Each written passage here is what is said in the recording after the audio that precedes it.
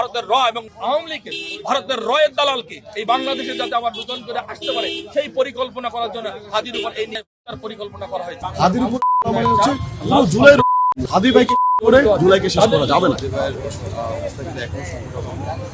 এবং নির্বাচনের তফসিল ঘোষণার মাত্র একদিনের মধ্যে একজন স্বতন্ত্র এটি নিতান্ত কোনো কাকতালীয় ব্যাপার নয়। আমরা আশঙ্কা করছিলাম যে জুলাই অভ্যুত্থানের যে শক্তি তাদের উপরে কিন্তু একটা হামলা হতে পারে এবং একদিনের মাথায় হামলা করার মধ্য দিয়ে প্রমাণিত হলো যে জুলাইয়ের যে বিরোধী শক্তি এবং এই গণঅভ্যুত্থানের যারা পরাজিত শক্তি তারা কিন্তু এই ছক এঁকেছে, যারা এই জুলাই অভ্যুত্থানের নেতৃত্ব দিয়েছে, যারা সমন্বয় করেছে, যারা মাঠে থেকেছে তাদেরকে নিশ্চিহ্ন করা এবং হাদি ভাইয়ের উপর কিন্তু সাধারণ কোনো এটা মাথায় রাখতে হবে আপনাদেরকে। কারণ হচ্ছে যে হাদির উপরে হামলা মানে হচ্ছে পুরো জুলাইয়ের উপরে হামলা এবং জুলাই অভ্যুত্থানের যে শক্তি এবং তাদের যে নেতাকর্মী, তাদের যে মনোবল, যে মাঠের যে যারা আছে তাদেরকে এক ধরনের ভয় দেখানো, তারা সেটা করতে দিয়েছে।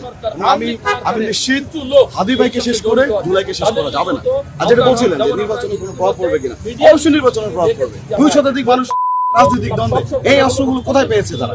নিশ্চয়ই অস্ত্রধারীরা রয়েছে, সন্ত্রাসীরা রয়েছে। তাহলে এই অস্ত্রগুলো উদ্ধার কেন করা হয়নি এতদিনে কেন বসেছিলেন আমাদের স্বরাষ্ট্র উপদেষ্টা লেফটেন্যান্ট কর্নেল জাহাঙ্গীর?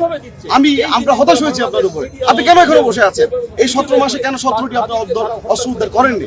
বাংলাদেশের এই যে অসতি সংকেতটা ঘটে গেল, আসলে এটা খুবই দুঃখজনক একটা বিষয় আর কি।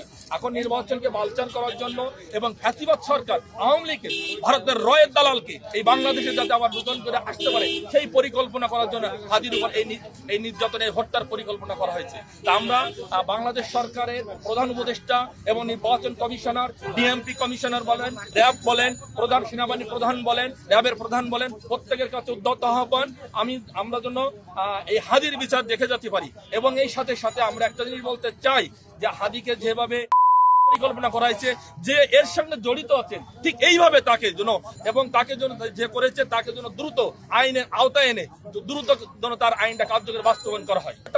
প্রত্যেকের জায়গা থেকে আসলে প্রত্যেকে সতর্ক থাকা উচিত। আসলে ক্ষতি করলে কাছের মানুষগুলোই করে। আমরা ইতিমধ্যে দেখেছি ফেসবুক বিভিন্ন মিডিয়ায় যে হাদির পাশেই বসে দেখি একসাথে বসে চা খাচ্ছে, হাদির সাথে আছে পাশে বসে।